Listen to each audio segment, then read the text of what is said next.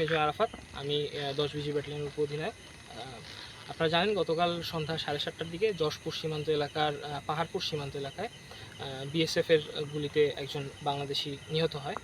তো তারপরে যেহেতু লাশ ভারতের অভ্যন্তরে ২৫ গজ ভিতরে ছিল, ২০ থেকে ২৫ গজ ভিতরে ছিল, সেখানে লাশটা ভারতীয় বিএসএফ নিয়ে যায় এবং আজকে তারা ময়নাতদন্ত শেষে লাশ এখন রাত ৯টার সময় আমাদের কাছে হস্তান্তর করে এবং আমরা তাদের পরিবারকে বুঝিয়ে দিয়েছি।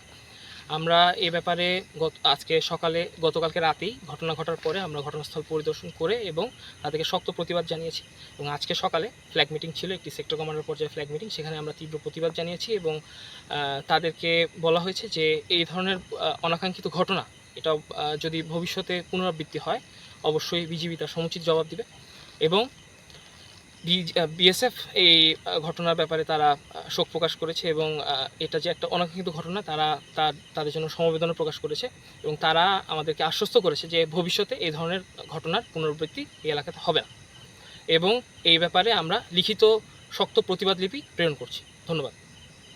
কোনো মামলা হবে কিনা আন্তর্জাতিক বা কিছু জানা?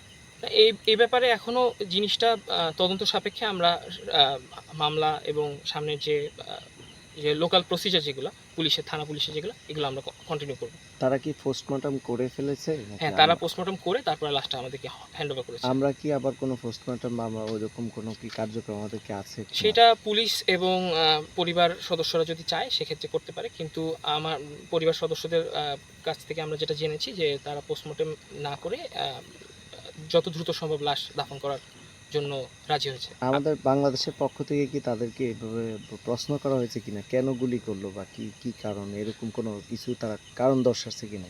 এটা তো অবশ্যই আমরা আজকে সকালে যখন ফ্ল্যাগ মিটিং ছিল তখন আমরা তাদেরকে জিজ্ঞেস করার পরে তারা জানিয়েছে যে কিছু দুষ্কৃতিকারী বাংলাদেশি কিছু লোক তারা বর্ডার ক্রস করে ভারতের অভ্যন্তরে প্রবেশ করে। পরবর্তীতে বিএসএফের ভাষ্যমতে যে বিএসএফ তাদের আত্মরক্ষার্থে এক সময় যখন এই ধরনের পরিস্থিতি হয় তারপরে বিএসএফ তাদের আত্মরক্ষার্থে তাদের গুলিবর্ষণ করাতে একজন বাংলাদেশি সেখানে ভারতের অভ্যন্তরে নিহত হয়, বাকিরা পালিয়ে যায়।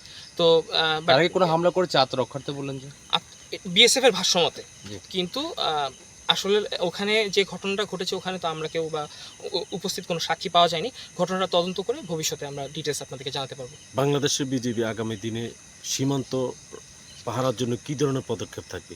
সীমান্ত পাহারায় বিজিবি সার্বক্ষণিকভাবে নিয়োজিত আছে এবং সচেতন আছে। স্পেশালি আমাদের প্রেজেন্ট যে সামনে যে দুর্গাপূজাকে কেন্দ্র করে আমরা আরও বেশি সতর্ক এবং টহল চলমান রয়েছে এবং যাতে কোনো বাংলাদেশি নাগরিক যাতে সীমান্ত এলাকায় না যায়, জিরো লাইনের কাছে না যায়, এই জন্য আমরা প্রতি সপ্তাহে আমরা সামাজিকভাবে লোকজনকে সচেতন করে যাচ্ছি এবং এটা অব্যাহত থাকবে।